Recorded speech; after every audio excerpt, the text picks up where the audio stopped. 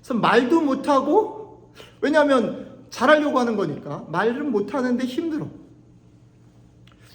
오늘 왜 이 얘기를 하냐면 제자들을 주님이 보내셨어요.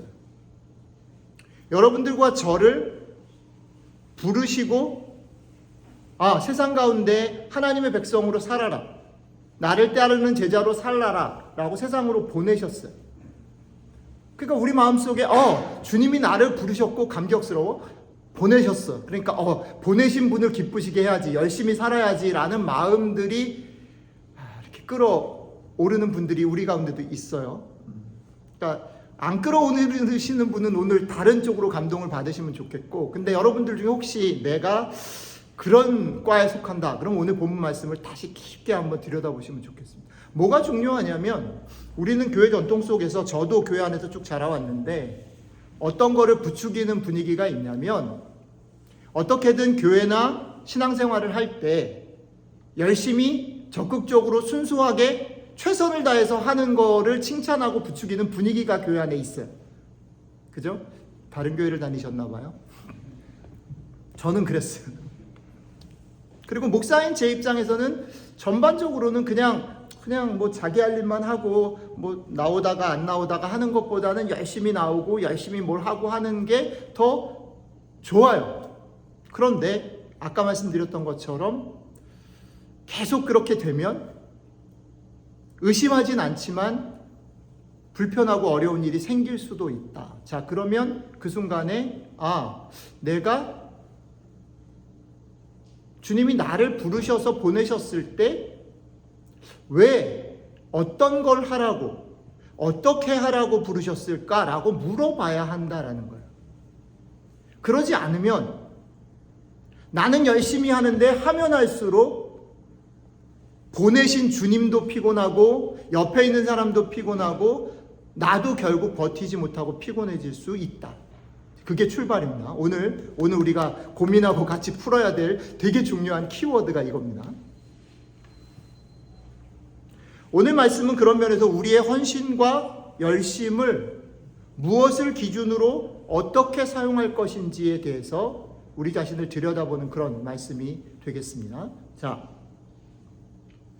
주님께서 우리를 부르시고 보내셨다라고 말할 때, 주님께서 제자들을 세우시고 부르셔서 세우시고 보내셨다라고 말할 때, 거기에는 주님이 가지고 있는 인텐션, 주님이 가지고 있는 모티베이션이 있어요.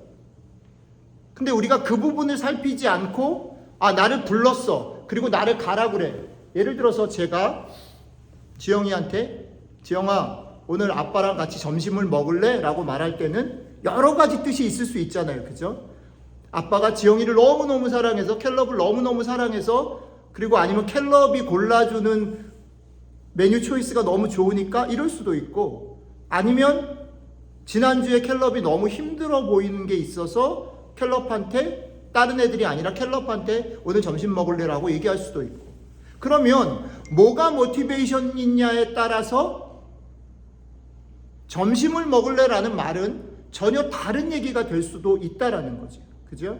오늘도 마찬가지입니다. 예수님께서 제자들을 부르시고 세우시고 보내시기 전에 성경은 예수님이 왜 그렇게 하셨는지를 먼저 소개를 하고 있다라는 거죠. 그게 9장이에요. 그러니까 10장으로 바로 들어가기 전에 9장을 읽어야 되는 이유가 거기 있습니다. 자, 그 부분을 좀 볼게요. 예수님은 제자들을 왜 세우셨을까? 성경은 이렇게 얘기를 합니다. 제자들이 예수님께서 이 땅에 오셔서 무슨 일을 하셨냐면 복음을 전파하시고 하나님의 나라를 가르치시고 모든 약한 것과 병을 고치셨다라고 얘기를 해요. 예수님이 하신 일들을 딱 4가지로 정리를 합니다. 그런데 그 뒤에 뭐가 붙냐면 그렇게 하셨어요. 병도 고치고 복음도 전하고 가르치기도 하고 사람들과 있었는데, 그렇게 사람들과 있으면서 예수님의 눈과 마음에 뭐가 걸렸냐면, 뭐가 부딪혔냐면, 자기가 열심히 해서 사람들을 모으고 사람들이 그것 때문에 막 은혜 받고 삶이 바뀌고 더 많은 사람들이 모이고 병들이 낫고, 그래서 막 사람들이 예수님을 알아보는 게 보인 게 아니라 뭐가 보여요? 고치면 고칠수록, 가르치면 가르칠수록, 복음을 전파하면 전파할수록 예수님 마음과 눈에 걸린 게 뭐냐면, 그렇게 몰려드는 사람들의 표정과 그들의 형편들이 보였다. 이렇게 성경은 말합니다. 그러니까 예수님이 사람들의 이 세상에 오셔서 많은 일들을 하시면서 예수님 마음에 걸렸던 게 뭐냐면 그 사람들을 보니까 그 사람들이 목자 없는 양처럼 거기 되게 중요한 두 가지 단어가 나오는데 하나는 수고를 너무 많이 하는 거예요. 애를 써서 살아요. 그런데 그 다음 뭐예요? 열매가 없어. 힘이 다 빠졌어. 수고를 너무너무 많이 하는데 이 사람들이 열심히 자기도 쫓아오고 말씀도 들으려고 하고 열심히 뭐 자기 아픈 것도 고치려 찾아오기도 하고 막 있는데 그들의 수고가 열매가 없어. 그들이 원하는 대로 되지 않아. 그래서 기운이 빠져 있어. 그거가 어떻게 표현되냐면 목자 없는 양이 자기 마음대로 막 열심히 살아가는 모습으로 보여졌다. 그게 너무너무 안타까웠다 이렇게 얘기하는 거예요. 이게 뭘 얘기를 할까요? 이게 뭘 얘기를 하냐면 1차적으로 예수님께서 많은 일들을 이 땅 가운데서 하셨는데 예수님이 그런 일들을 하시면서 가졌던 목적, 방향이 뭐냐면 그분의 태도가 뭐냐면 그 일을 잘해서 많은 사람들에게 도움을 주고 어떤 결과들을 빚고 사람들을 더 모으고 인정을 받는 쪽으로 흘러가지 않고 그게 예수님의 최종 관심이 아니고 예수님의 최종 관심은 뭐예요? 그걸 하면서 사람들을 봤단 말이죠. 사람들의 아픔, 사람들의 안타까움, 사람들이 그 속에서도 기쁘고 자신들이 원하는 것들을 행복하게 누리지 못하는 사람들 한 사람 한 사람이 밟혔다라는 거죠. 그게 예수님의 머리베이션이고 그게 예수님이 정말로 프라이어리티 가지고 이센셜하게 바라봤던 초점이었다. 근데 아무리 자기가 열심히 해도 그게 줄어들지가 않는 거예요. 10명을 고쳤더니 100명이 보여. 100명을 고쳤더니 1000명이 보이는 거예요. 그래서 예수님께서 어떤 방법을 쓰실 수밖에 없었냐면 자기가 하는 이 일을 똑같은 마음으로, 자기와 똑같은 마음으로 한 사람 한 사람을 주목하면서 이 일을 나눠서 할 사람들이 필요하구나라는 걸 깨달았단 말이죠. 요즘에 넷플릭스에서 히트를 치고 있는 드라마 제목이 정확히 뭐죠? 중증센터 뭐 이런 거. 잘 모르겠어요. 아무튼 주지훈이 멋있어서 썼다 이런 것만 알아요. 근데 어쨌든 거기 가서 혼자서 히어로 혼자서 그 일을 못하는 거예요. 여기서 이걸 하는데 저쪽에서 오고 그러면 어떻게 해요? 그런 팀이 필요하다라는 생각을 주님이 하신 거죠. 그래서 제자들을 세워서 자기랑 똑같은 마음을 가지고 도움이 필요한 사람들을 볼 수 있고 그들을 섬길 수 있는 제자들을 세우게 되었다. 이게 출발. 이게 출발이다라는 거가 그렇게 부름받은 제자들에게 있어서 대단히 중요한 스탠다드가 돼야 된단 말이죠. 제자들이 제대로 하고 있는지 아닌지를 중간중간에 평가를 해봐야 되는데 돌아봐야 되는데 그걸 돌아볼 때 어디로 가야 되냐면 예수님이 이래서 이 얘기를 하셨구나. 이래서 나를 불렀구나. 그러니까 예수님의 이 마음 이게 기준이 되어야 된다라는 거죠. 그렇게 9장이 시작됐습니다. 자, 그래서 예수님께서 10장으로 넘어가면 제자들을 부르시죠. 10장 1절 아까 해솔자매가 읽었던 부분, 여러분들이 읽은 부분, 예수님이 12제자를 부르십니다. 자, 그런데 이렇게 봅시다. 예수님이 부르셨다라는 게 우리가 생각할 때는 그냥 당연하다라고 느낄 수도 있지만 여러분들 학교 가면 수강 신청하잖아요. 이미 벌써 했나? 했죠? 지난 학기 끝부분에 했겠지. 이제 수업을 시작하니까 수강 신청할 때 교수님이 내 거 들어 이렇게 안 하잖아요. 그죠? 여러분들이 정보를 막 모으잖아.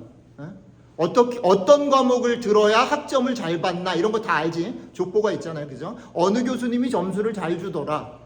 그리고 내가 관심 있는 거를 가르치는 선생님 클래스는 뭐가 있더라. 그러니까 내가 관심 있는 정보들을 다 모아서 여러분들이 선생님이나 클래스를 택하죠. 맞죠? 예수님 당시에도 많은 선생님들이 있었어요. 예수님만 있었던 게 아니라 세례 요한으로 대표되는 것처럼 그 유대 팔레스틴에는 많은 선생님들이 길거리에 있었어요. 그래서 그 많은 선생님들을 보면서 사람들이 저 선생님은 저렇고 저 선생님은 저런 걸 가르치고 저 선생님은 힘이 세거나 능력이 있고 돈이 많고 저 사람 밑으로 들어가면 뭐 어떻게 되고 다 계산을 하고 혹은 그걸 확인하기 위해서 그 사람의 얘기를 들어보기도 하고 그 사람이 하는 것들에 참여해보기도 하는 거지요. 그러고서 누가 선택을 하냐면 제자들이 선생을 고르게 되어 있었어요. 지금 우리랑 똑같죠. 여러분들이 픽하죠. 물론 픽해도 못 들어갈 수도 있고 저 선생님 연구소에 들어가기 위해서 프로포즈를 했는데 거절이 될 수도 있지만 어쨌든 1차적인 픽은 여러분들이 한단 말이에요. 마찬가지로 당시에도 그랬단 말이에요. 많은 선생님들이 있는데 제자가 되려고 하는 사람이 자기 선생을 택하는 게 맞아요. 근데 오늘 성경은 예수님을 제자들이 선택했다라고 하지 않고 예수님께서 제자들을 불렀다라고 말합니다. 이게 되게 달라요. 이게 되게 중요한 거예요. 예수님이 불렀어요. 그런데 예수님이 부르고서 거기 본문에 보면 제자들의 이름이 드드드득 나오죠. 12명 이름이 나와요. 누구는 누구 형제고 누구는 세리라는 직업을 가지고 있고 뭐 이런 얘기들. 근데 우리는 사실 그 이름을 보면서 명확하게 이 사람들이 누구고 어떤 거라는 거를 느끼지는 못해요. 왜? 우리는 그 시대에 살고 있지 않으니까. 그런데 예수님 시대는 그렇게 넓은 세상이 아니에요. 그래서 누구 이름을 대면 알아요, 사람들이. 그러니까 족보라든지 이런 이름들을 성경에서 얘기할 때 우리가 알아야 되는 건 뭐냐면, 자, 우리도 이렇게 보면 예수님이 켈럽 부르고 헨리 부르고 뭐 저기 한배령제 부르고 뭐 이랬다 그러면 대강 안다고 우리 아는 사람들이란 말이죠. 여기서 이름을 썼다라는 얘기는 우리는 잘 몰라요. 베드로 그랬을 때 뭐 우리는 잘 모르지 뭐. 유명한 베드로는 알지만 여러분들이 뭐 거기 나오는 다데오 뭐 이런 거 모르잖아요. 이 사람 뭐야? 왜 있어? 근데 그 당시 사람들은 알았다는 거예요. 근데 이 이름들이 12명이 재밌는 게 뭐냐면 직업이 다르고 다 조건들이 다르고 관심이나 속해 있는 따르는 그런 그룹들이 다르고 성향이 다르고 정치적인 성향이 다르고 다 다른 사람들을 12명 모았다. 심지어는 그 중에 누가 있어요? 예수님을 팔아먹은 가룟 유다도 있었다라고 성경이 얘기해요. 자, 예수님께서 자기의 제자를 자기가 픽해서 콜할 때에 안 하신 게 있어요. 안 하신 건 뭐냐면 네가 유대인인지 아닌지, 네가 신앙이 좋은지 아닌지, 네가 열심히 있는지 아닌지, 네가 돈이 많은지 아닌지, 네가 말을 잘 듣는지 아닌지, 네가 성격이 급한지 아닌지 안 물어봤단 말이에요. 조건 없이 우리가 가지고 있는 인간적인 조건들, 자기가 무언가를 이루기 위해서는 이런 사람들이 더 어울릴 거야 라고 생각하는 조건 없이 예수님이 딱 그냥 픽했어요. 조건 없이. 그런데 이게 조건 없이 부르셨지만 그 다음에 조건이 붙어요. 부르고 나서는 복음서가 가끔씩 소개하죠. 이렇게 부를 때, 베드로 부를 때, 뭐 마태 부를 때 뭐 이렇게 소개하는데 장면에 보면 대단히 중요한 장면이 있는데 뭐냐면 부르면 자기가 하던 걸 딱 접고 리스판스, 그러니까 따라가야 돼요. 조건은 딱 한 가지 있어요. 부르는 것을 받아들이고 따라갈 거냐 아니냐만 조건이에요. 키가 커도 상관없고 키가 작아도 상관없고 돈이 많아도 상관없고 돈이 없어도 상관없고 그전까지 어떤 직업을 가져도 상관없고 어느 집안에 속해 있느냐도 상관없어요. 그런데 한 가지 조건은 주님이 부르셨을 때 그거에 대해서 내가 하던 거 접고 따라가냐 아니냐에 따라서 제자가 될 수 있냐 없냐가 결정이 나눠져요. 자, 그런데 재밌는 건 이런 거지요. 주님이 원래 처음에 아까 9장 얘기하면서 말씀드렸던 것처럼 주님이 뭐 하려고 사람들을 세웠어요? 자기랑 똑같은 마음으로 수도 없이 많은 사람들의 필요들을 채우고 그들을 섬기고 그들의 병을 고치고 그들에게 복음을 전하기 위해서 세웠단 말이에요. 근데 아무 조건 없이 데리고 왔으니까 어떤 경우는 그랬을 것 같아요. 말을 해야 될 수도 있고 병을 고쳐야 될 수도 있는데 아무 조건 없이 데려왔어. 얘는 지가 더 아파. 그럴 수도 있잖아요. 12명 중에 더 아픈 사람도 있었을 것 같아요. 말도 정말 못하는 사람도 있었을 것 같아요. 뭐 전체적인 거에 속에서는 베드로가 뭐 되게 긍정적인 면도 많이 부각이 됐지만 사실은 베드로가 제가 볼 때는 복음서에 소개 안 된 것만큼 사고를 더 많이 쳤을 수도 있어요. 걔 때문에 참 꼬인 일들도 많았을 거다라는 생각이 들어요. 어떤 사람은 성격이 문제일 수도 있고, 어떤 사람은 재능이 없을 수도 있고, 어떤 사람은 해야 될 일들을 감당할 수 없는 사람일 수도 있고, 어떤 사람은 게으를 수도 있고, 주님이 그 일들을 하기 위해서 이들을 세웠기 때문에 주님 입장에서는 사전에 셀렉트를 할 수도 있는데 그러지 않고 골랐기 때문에 주님이 하셔야 될 일이 남아있어요. 뭡니까? 그들에게 능력을 줘야죠. 병을 고쳐야 되니까 병을 고칠 수 있는 힘을 줘야죠. 복음을 전해야 되니까 말을 할 수 있도록 지혜를 줘야죠. 왜요? 그걸 하기 위해서 불렀기 때문에. 근데 그걸 자격이나 조건을 이미 따지지 않고 불렀기 때문에 그걸 누가 줘야 돼요? 답답한 주님이 줘야 돼요. 그래서 오늘 마태복음 10장에 보면 제자들을 보낼 때 어떻게 해요? 그들에게 병을 쫓아내는 힘과 권세와 그런 것들을 줬다. 심지어는 예수님의 얘기 속에 없는 것까지 줘요. 뭐요? 마귀 쫓아내는 거예요. 요즘에 계속 드라마나 영화만 보는 것 같은데 그렇진 않아요. 그냥 제목만 아는 거예요. 검은 수녀들 뭐 이런 거요. 그런 거예요. 엑소시스트를 하는 거죠. 귀신을 쫓아내는 거예요. 그런 힘을 줬어요. 재밌는 거는 마태복음 9장에는 예수님은 귀신 쫓아냈다는 얘기가 빠져 있는데 10장에 들어와서 제자들 보낼 때는 예수님이 그 권세를 줬어요. 좀 디테일해요. 심지어는 죽은 사람 살리는 권세도 줬어요. 더 사실은 자세하게 제자들 파송할 때 그것들을 예수님이 줬다라고 얘기하고 있어요. 근데 저는 그게 이런 느낌인 것 같아요. 예수님은 뭐 디테일하게 막 자세하게 설명하지 않아도 본래 그러시잖아요. 그러니까 그걸 디테일하게 막 설명할 필요가 없어요. 근데 제자들은 안 가지고 있는 거잖아요. 안 가지고 있는 거를 보내려니까 설명을 해줘야 돼. 더 많이 줘야 돼. 더 많이 줬다라는 거를 보여줘야 되는 거예요. 네. 이해가 되시죠? 결국은 다 예수님한테도 있는 건데 그걸 표현하고 설명하기 위해서는 없는 사람한테는 줬다라는 얘기를 강조해야 된다라는 생각. 자, 그런데 또 하나 생각해 보아야 되는 게 뭐냐면 지난 새벽기도 때는 그리고 묵상 때는 이미 말씀을 드렸지만 지금 마태복음 10장에서 예수님께서 제자들을 딱 보내시면서 첫 번째 하시는 말씀이 있거든요. 그 말이 되게 걸려요. 예수님의 평소 생각과 예수님이 가지고 있는 그런 태도, 사람들에 대한 태도와 걸려요. 왜 그러냐면 예수님이 이렇게 말하거든요. 제자들한테. 뭐라고 말합니까? 가라. 근데 가는데 가지 말아야 될 때가 있다. 이렇게 얘기하잖아요. 그죠? 어디 가지 말아요? 사마리아인들한테 가지 마라. 그 다음에 또 어디요? 이방인들한테 가지 마라. 누구한테 가요? 오직 유대인들한테만 가라. 이렇게 돼 있어요. 예수님이 가지고 있는 전체 복음서 속에서의 예수님의 그런 이미지나 생각과 다르잖아요. 예수님 차별하고 있잖아요. 그죠? 예수님이 유대인들에게만 제자들에게 보냈다. 유대인의 필요들에게만 제자들이 사용되어져야 된다라고 제안하고 있단 말이죠. 근데 이거를 어떻게 읽을 것인가 고민을 해야 돼요. 왜냐하면 성경이 분명하게 예수님이 제자들한테 유대인에게만 가라고 했으니까.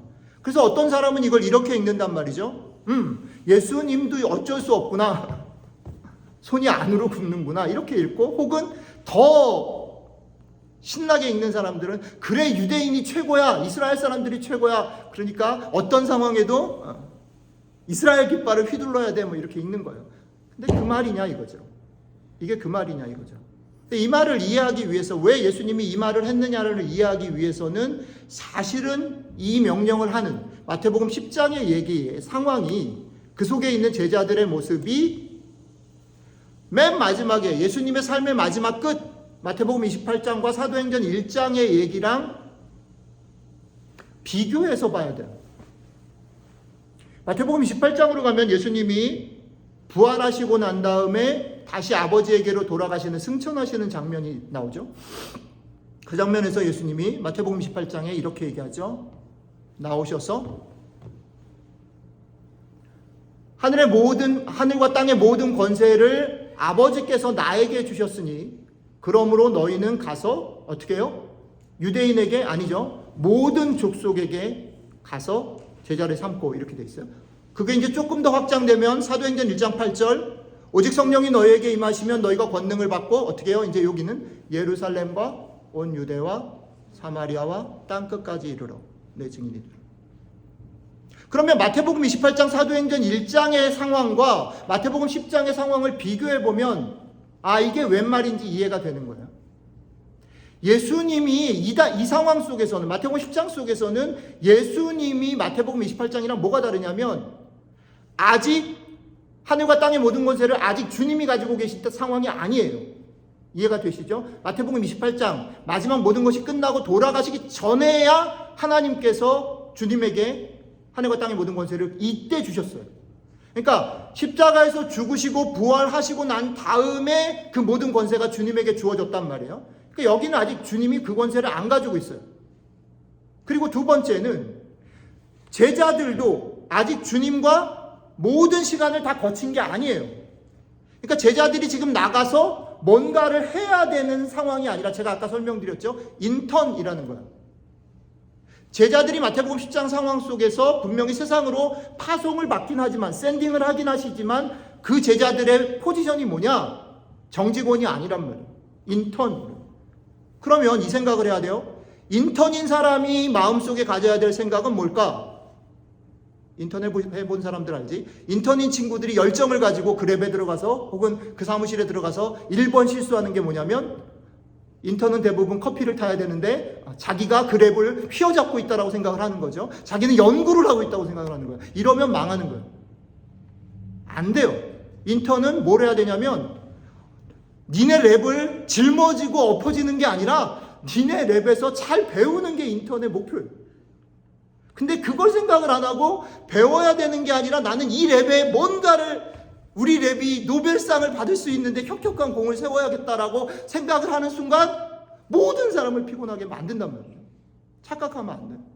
제자들이 알아야 되는 것, 이 상황 속에서 우리가 이 말씀을 통해서 알아야 되는 건 뭐냐면 제자들은 인턴으로 부름받았다라는 거죠. 그럼 뭐냐면 제자들은 전도를 나가서 모든 일들을 하면서 마음속에 뭘 가져야 되냐면 나는 이걸 통해서 우리 주님이 나를 어떻게 훈련시키려고 하는가, 내가 뭘 배워야 되지?에 주목해야 돼요.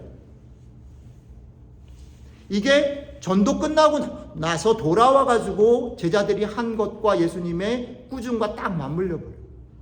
제자들은 자기들이 인턴이라고 생각 안 한 거예요. 왜? 딱 갔더니 얘기했더니 귀신도 나가고 얘기했더니 병도 낫고 막 하늘에서 막 사단이 막 벼락치듯이 떨어지거든.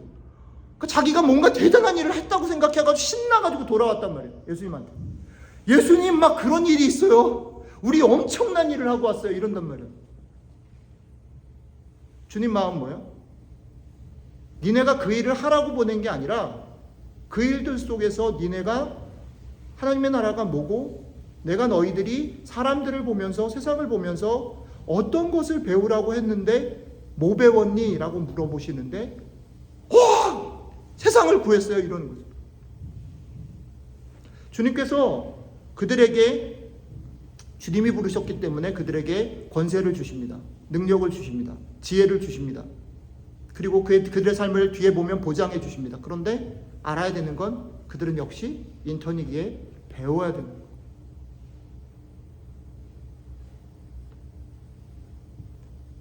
주님이 그들에게 요구하고 기대하는 것은 뭐냐면 무언가를 해서 결과를 빚어내야 되는 것이 아니라 그런 일들을 통해서 너희가 어떤 부르심에 어떤 삶에 합당한 사람들이 되어야 하는지를 잘 배워라 라고 얘기하고 계신다라는 거죠. 자, 오케이. 여기까지가 가기 전이에요. 이번 주에는 저희가 제자들이 이제 인턴명을 받고 세상으로 갈 때 아주 구체적인 팁 2가지에 대해서 묵상을 했고 다음 주에는 나머지 부분들을 묵상할 건데 이번 주에 묵상했던 2가지 얘기들을 마저 좀 해보겠습니다. 주님께서 이들을 구체적으로 인턴으로 보내면서 2가지를 얘기를 합니다. 첫 번째는 뭐냐면 유명한 말이죠. 뱀처럼 지혜롭고 비둘기처럼 순결해라 이 말을 합니다. 이것도 좀 생각을 해볼 필요가 있어요. 이건 뭐 당연하게 익숙하게 우리가 많이 들었던 얘기라 그렇지 뭐 제자들이 가서 지혜롭기도 하고 순결하기도 하고 이런 걸 잘 지켜야지라고 그냥 넘어갈 수 있겠는데 왜 주님께서 굳이 뱀하고 비둘기를 얘기했을까 생각을 좀 해봐야 됩니다. 주님이 만약에 여기서 사자처럼 용감해라 라고 말씀하셨다면 어떤 모양일까요? 제자들이 어떻게 됐을까요? 근데 사자처럼 이렇게 얘기 안 하고 뱀처럼 이렇게 얘기합니다. 비둘기처럼 순결하라는 말은 어쩌면 조금 더 받아들이기 쉬워요. 그치. 예수님을 따르는 사람들이니까 순결하고 거룩함을 지키라는 말이겠지. 네, 그 말 맞아요. 근데 그거를 하는데 왜 지혜가 필요하지? 우리는 이렇게 생각합니다. 우리가 세상을 살아가면서 주님의 제자로 세상을 살아가면서 복음을 나누고 뭔가 그리스도인답게 살아간다라고 말할 때 우리는 이런 게 필요하다고 생각해요. 능력, 힘, 저 사람들을 뭐 이렇게 굴복시키거나 저 사람들이 나를 와라고 여길 수 있는 것, 그런 거는 뭐에 더 가깝냐면 사자, 코끼리는 아닌가? 아무튼 뭐 힘센 곰 이런 거에 더 가까운데 주님은 그 얘기 안 했어요. 뱀 얘기했어요. 뱀에 띈 걸 알아서 그랬나? 하여튼 뱀 얘기를 했어요. 뱀 지혜를 얘기를 했어요. 그러면 우리가 이 생각을 해봐야 돼요. 주님이 지금 그리는 그림, 제자들을 보내서 벌어지는 그 상황들을 어떻게 그리고 있는가? 거기에 제일 맞는 것을 주님이 건드렸단 말이죠. 그게 뱀이란 말이에요. 그리고 뱀을 지혜라고 얘기했어요. 왜 그러냐면 제자들이 맞닥뜨리는 상황이라는 것이 힘이 필요하고 용맹이 필요하고 열정이 필요한 것이라기보다는 지혜가 필요한 상황들이기 때문이다라는 거죠. 왜 그럽니까? 갔을 때 사람들이 그들이 복음을 전하거나 그들이 어떤 것들을 할 때 사람들이 그들을 데려가서 어디에 세워요? 법정에 세워요. 그들의 말을 공격해요. 자, 여러분들과 제가 살아가는 삶을 잘 보십시다. 우리는요, 왜 우리가 그리스도인답지 못하게 사는가, 왜 우리가 행복하게 살지 못하는가라고 말할 때 우리는 제일 쉽게 이렇게 생각해요. 우리가 돈이 없기 때문에, 우리가 뭐 아직 공부가 안 끝났기 때문에, 아직 힘이 없기 때문에, 아니면 백이 없기 때문에 이렇게 생각해요. 근데 성경은, 우리 주님은 뭘 얘기를 하냐면 너희들 삶을 조금 더 잘 들여다봐라. 천천히 길게 봐라. 그러면 너희가 삶에서 무너지거나 아니면 좌절하거나 아니면 용기를 내는 어떤 타이밍에서 너희들에게 정말 필요한 게 뭐냐면 지혜야. 특히 너희들을 부르신 그 부르심을 설명해야 되는 상황들에 부딪혔을 때 너희들이 가져야 되는 건 신앙적 열정과 용기와 순수함이 아니라 지혜야. 잘 보세요. 여러분들의 친구들과 안 믿는 사람들과 혹은 여러분들의 삶에서 벌어지는 많은 일들이 뭘로 풀리나? 여러분들이 무엇이 없기 때문에 그 사람들이 여러분들을 존경하거나 인정하지 않는다라고 생각하지만 사실 그렇지 않다.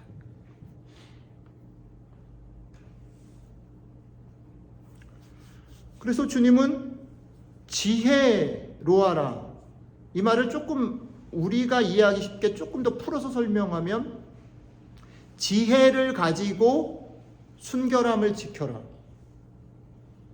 너희들이 풀어내야 되는 방법을 지혜를 사용해서, 힘이나 능력을 사용해서 순결함을 지키지 말고 그 일을 이루지 말고 지혜를 사용해서 그 일들을 이루어라 라는 것입니다.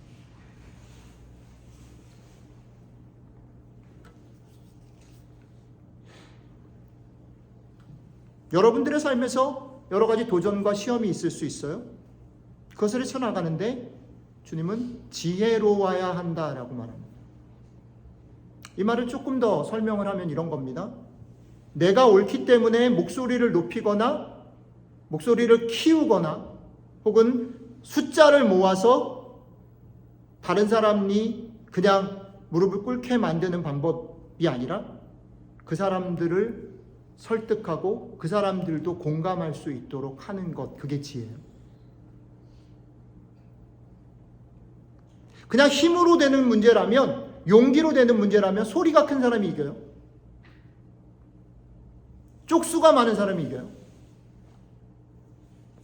근데 주님의 나라의 백성으로 사는 일은 쪽수로 소리 크기로 하는 것이 아니라는 거예요. 뭐가 필요해요?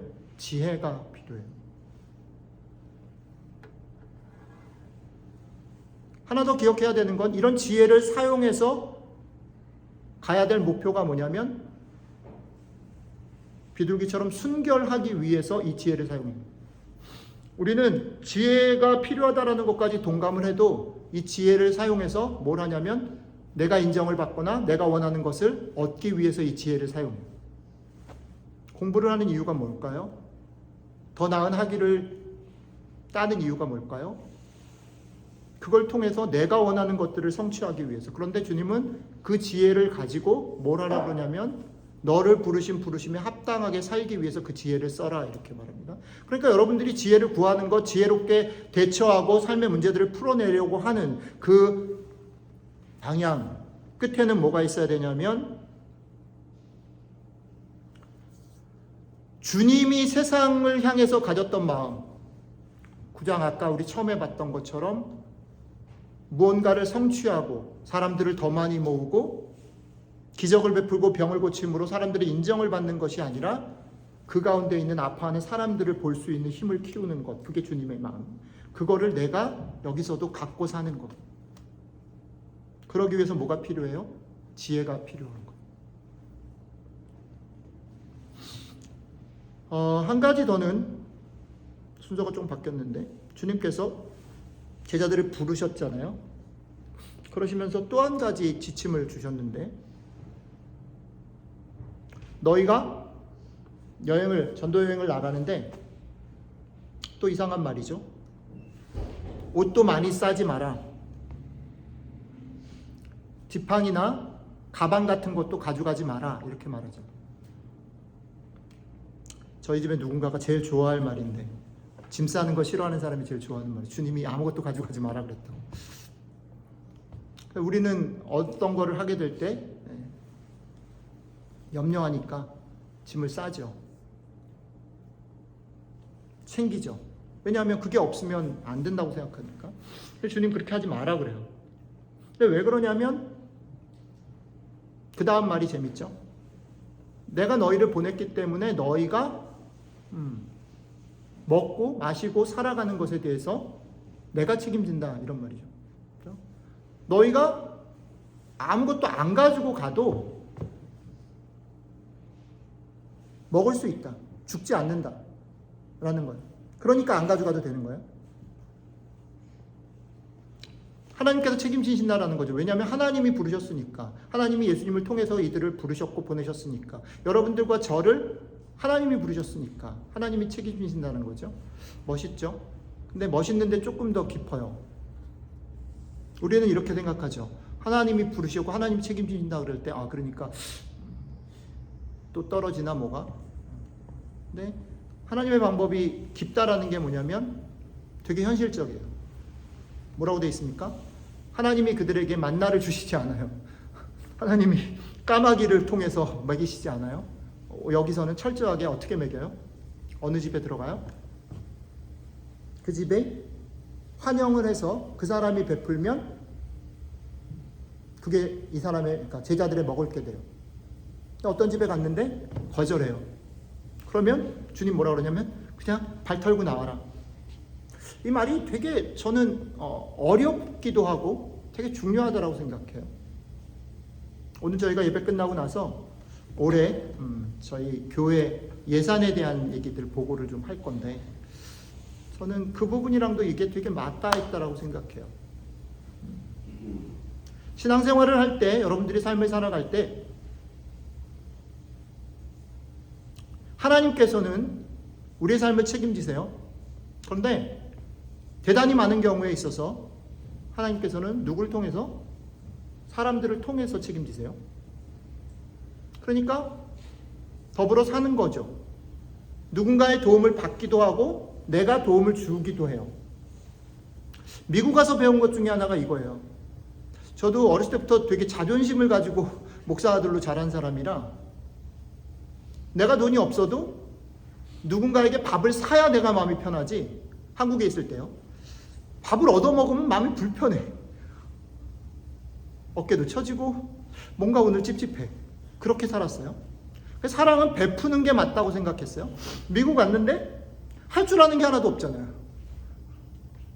뭐 전화 한 통을 할 줄 알아. 뭐를 하나 전기를 이렇게 온 시키는데 연락을 하는 것도 못해. 누군가가 데려가 주지 않으면, 그때는 차도 없었으니까 데려가 주지 않으면 한 걸음도 못 가. 어쩔 수 없이 계속해서 누군가의 섬김을 받으면서 살게 됐더니 그 모습이 처음엔 너무너무 초라해요. 근데 미국 생활을 하면서 뭘 배우냐면 그전까지는 사랑은 나누고 베푸는 게 사랑이라고 생각했는데 잘 받는 것도 사랑이구나 배웠어요. 어쩔 수 없이 배웠어요. 한국에 있었으면 절대 못 배우는 것.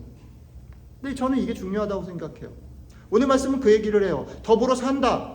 내가 다른 사람들 혹은 너를 통해서, 다른 사람을 통해서 너를 통해서 다른 사람을 섬기도록 해서 같이 섬기도록, 그런 방법으로 너희들 먹일 거다, 너희들 입힐 거다라고 말해요. 그러니까 그랬을 때 우리가 가져야 될 태도를 되게 보여주는 거예요.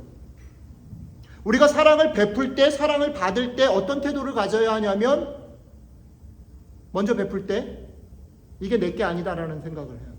하나님 거예요. 하나님이 나한테 다른 사람을 사랑하고 섬기도록 주신 거예요. 내게 아니에요. 그러니까 어떻게 해야 돼요? 어깨를 세우거나 생색내면 안 된다. 생색내는 마음이 들면 섬기지 마라, 이런 얘기예요. 이건 교회 헌금을 할 때도 마찬가지고 여러분들이 주변의 사람들을 섬길 때도 마찬가지입니다. 절대 그렇게 하지 마라. 왜? 내게 아니니까. 거기서 내게 아니라는 생각이 없어지고 내 거라는 생각이 조금이라도 들면 멈추는 게 맞지, 그럼에도 불구하고 하는 건 옳지 않아요. 대단히 중요합니다. 내가 누군가를 섬길 때 그렇습니다. 반대로 내가 받을 때 되게 중요한 말이 있어요. 고마워하는 마음 괜찮아요. 그런데 비굴해지면 안 돼요. 주눅 들면 안 돼요. 심지어는 조금 더 가면 그걸 섬기는 사람한테 매이게 되는 시츄에이션이 되면 거절해야 돼요. 하나님이 다른 걸로 먹일 거다, 하나님께서 다른 걸로 채워줄 거다라고 믿고 거절해야 돼요. 가끔 미국 생활을 하다 보면 그런 일들이 많이 있습니다. 목회를 하다 보면 그런 일들을 많이 경험해요. 어떤 사람이 갑자기 와서 목사님 이런 게 필요하시죠? 묻는 사람이 제법 많아요. 저희처럼 하루하루 먹고 살고 기도하면서 살아갈 수밖에 없었던 꽤 긴 시간 동안 보스턴 시간을 지낼 때 그렇게 전화 오거나 그렇게 찾아오는 사람들이 제법 많습니다.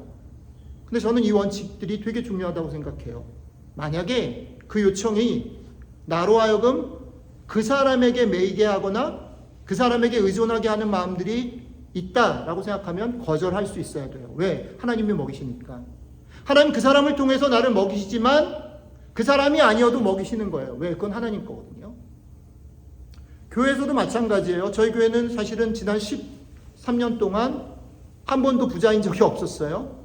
그래서 지난 연말에 서집사님이랑 저랑 목사님 작년이 몇 년 만에 처음으로 적자가 났어요.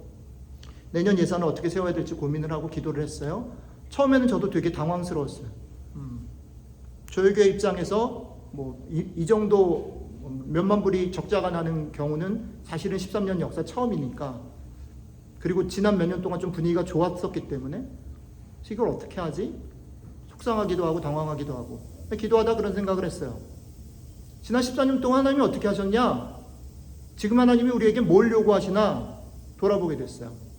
만약에 우리에게 이 부분에 대해서 하나님이 책임지시지 않고 하나님이 돌보시는 것이 아니다라고 말한다면 우리는 어떻게 보면 조금 과격한 얘기를 할게요. 접어야 될지도 모른다.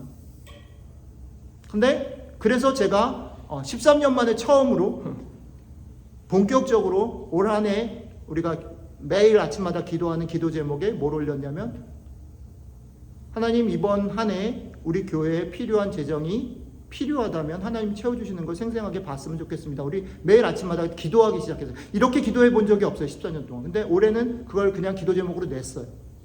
제 마음은 뭐냐면 오늘 말씀에서 이런 거예요. 교회도 마찬가지입니다. 여러분 개인의 삶도 마찬가지예요. 하나님이 우리 삶을 지킨다라고 말할 때 우리는 이걸 믿어야 돼요. 그리고 하나님은 그냥 허공에서 주시지 않아요. 사람을 통해서 주세요. 자, 이 원칙들을 우리가 잘 음미하면서 우리의 삶들을 살아가야 합니다. 말씀 정리하겠습니다. 여러분들과 저를 주님이 부르셨습니다.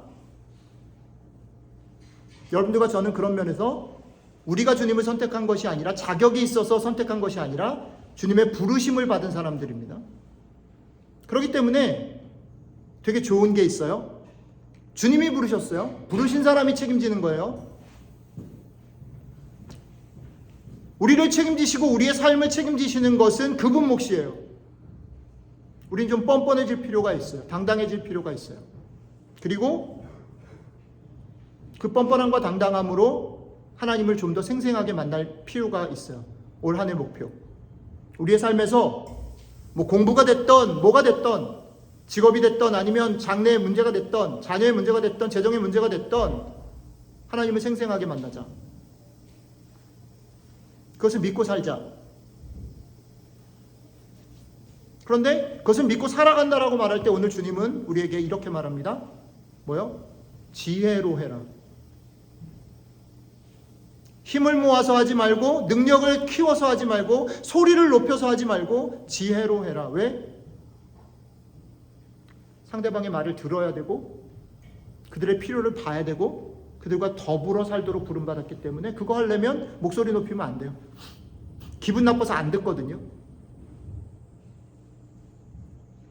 여러분들이 더 조용하게, 더 겸손하게 그들의 말을 듣기 위해서 지혜를 달라고 기도해야 할 필요가 여기 있어요.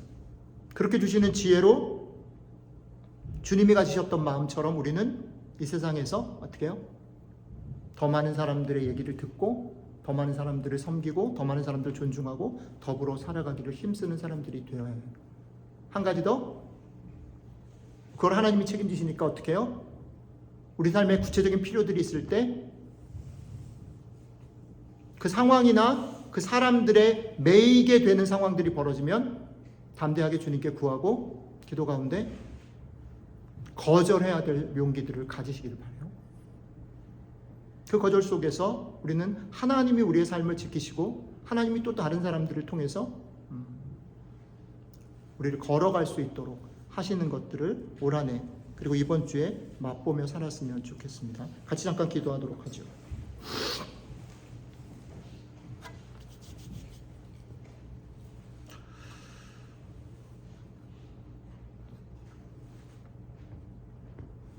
하나님, 우리들이 걸어가고 살아가는 삶이 간단하지 않고 단순하지 않은 것을 주님이 우리보다 더 잘 아셔서 우리에게 지혜로 하라. 근데 그 지혜를 가지고 너희들이 무언가를 이루고, 무언가를 뽐내고, 무언가를 주장하는 것이 아니라 그 지혜를 가지고 내가 그랬던 것처럼 그 사랑이 필요한 사람, 그것을 갖지 못해서 안타까워하는 사람들과 같이 울고 같이 거하고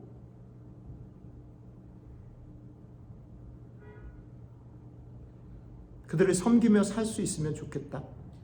말씀해 주셔서 고맙습니다. 주님, 우리가 그렇지 못한 사람인 것 아시죠? 주님, 우리가 얼마나 귀가 얇고 마음이 여리고 심지가 굳지 못한 사람인 것을 아시죠?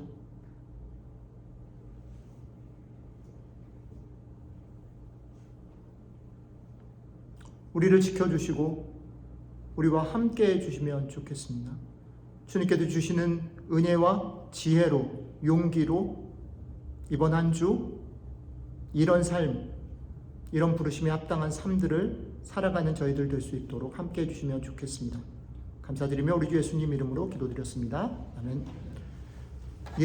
다 같이 자리에서 좀 일어나 주시죠.